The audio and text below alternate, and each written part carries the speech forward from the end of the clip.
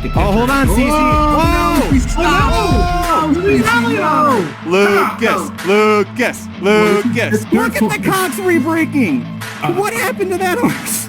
The cock juice is flowing today, boys. We have the Grade 3 Gazelle Stakes, the last 100-point Kentucky Oaks prep race here at Aqueduct. Real quick, your picks, Vinny. I'm very curious how Venti Valentine comes back. She's had a lot of hype. I've been a fan of her. That's my pick. I know it's chalky. Andrew's going with the 6 Classy Edition. Mike, where are you going? Venti Valentine, but I think the one morning match is interesting. That's gonna be 3 votes for Venti Valentine. All right, they're in the gate. We'll see what happens here. And we're off.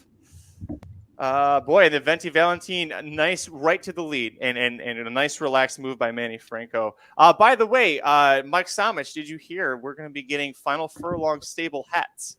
Venti Valentine's owner is gonna be sending us some hats. I love it, man. We gotta get the interview too if she runs off the screen here.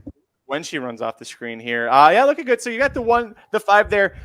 Andrew, this is going to be a slow race for these fillies going mile and eighth. Yeah. Talk to us why you like the 6 Classy Edition here.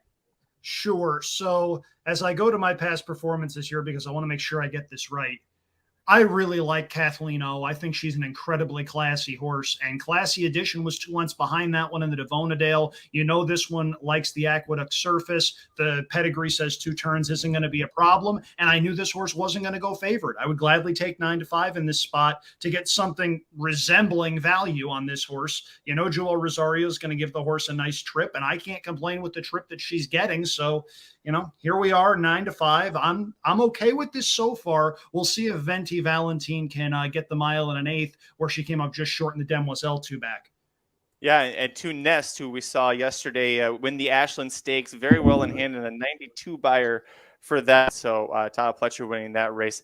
Back-to-back years. It's looking good for Venti, but she's coming under a little bit of a drive. Joelle hasn't moved on the 6, but I don't know. Is she going to keep here? We'll see what happens. We're at the quarter pole. The 7 is looking interesting at a monster number 21 on the outside. Yeah. You've got Nostalgic trying to get through on the rail at 3-1. Come on, Venti. Come on. Venti's holding. It's watch that rail horse. No. Watch that rail horse. Rail horse. No. Rail horse got her. Gonna nail her. Yeah. Yeah. Nope. That was Four ran up for 3rd.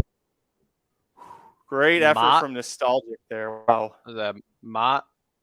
Yeah, back-to-back wins at 2 turns on dirt. The horses raced exclusively at 2 turns. Broker Maiden on debut, no, actually that's not true. Belmont was a mile on the 16th. That's 1 turn. And then went straight to the Demoiselle, where she was gaining 4th, we can call that. And then one last out very impressively with Jose Ortiz aboard against optional claimers at Gulfstream Park. Daughter of Medaglia d'Oro out of a Tappet mare, Go Dolphin Red. Very, very impressive. Very nice ride and nice trip, though, right, Mike?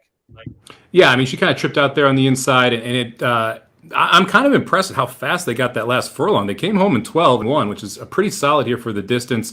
A couple of the rest we've seen, though. I'm not really sure I want to put these on the list with Kathleen O and Nest and everyone else that we've seen in this division, and how well some of these have run. Echo Zulu and a couple others, obviously. Yeah, she's a speed horse, and now we just add another speed horse to the Kentucky Oaks mix. You've got Echo Zulu, you've got Hidden Connection, you've got Ugiri will try to go to the front. A lot of horses that need the lead, and then you've got now Nostalgic, who comes from off, and of course Kathleen O. So I guess we've kind of talked this one down. There's a couple of strong horses here, Nostalgic and Venti Valentine. So we'll wrap this up with our Kentucky Oaks picks as it stands here now that the Gazelle is over. Mike, I'll throw it back to you. I know what your answer is going to be. Who's your Oaks pick right now? Roll up the O, baby. Kathleen O by open lengths. By open lengths, Mr. Andy Champagne. Echo Zulu thinks she needed the race last time out. I think she moves forward in a big way, second off the bench with the race that they've had circled since she broke her maiden at this place back here. Listen, she's still undefeated. It might not have been pretty last time, but a win is a win is a win, and they don't count. They don't care how much you won by when you get in the Hall of Fame. So we'll see what Echo Zulu. I'm with you too. I think she should at least improve off of that Fairgrounds Oaks effort. Vinny, who is your Kentucky Oaks pick right now? Kathleen O.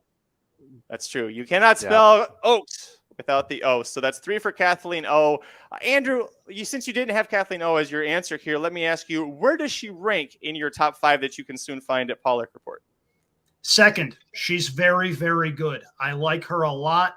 Personally, I think this year's Oaks is miles and miles more interesting than the Derby, and the Derby's not bad. It's just that I think we've got some really special horses in this 3-year-old filly division. I still believe Echo Zulu has a mountain of talent. Kathleen O, though, when Shug gets a horse really, really good, they tend to stay really, really good. And I wouldn't be surprised if we wind up with a situation where they go sub 23 to the quarter, sub 46 to the half. And I think the guy above me would be smiling very, very wide if that happened to be the case, given how enthusiastic he was about Kathleen O earlier. Open lengths, you said, Mike?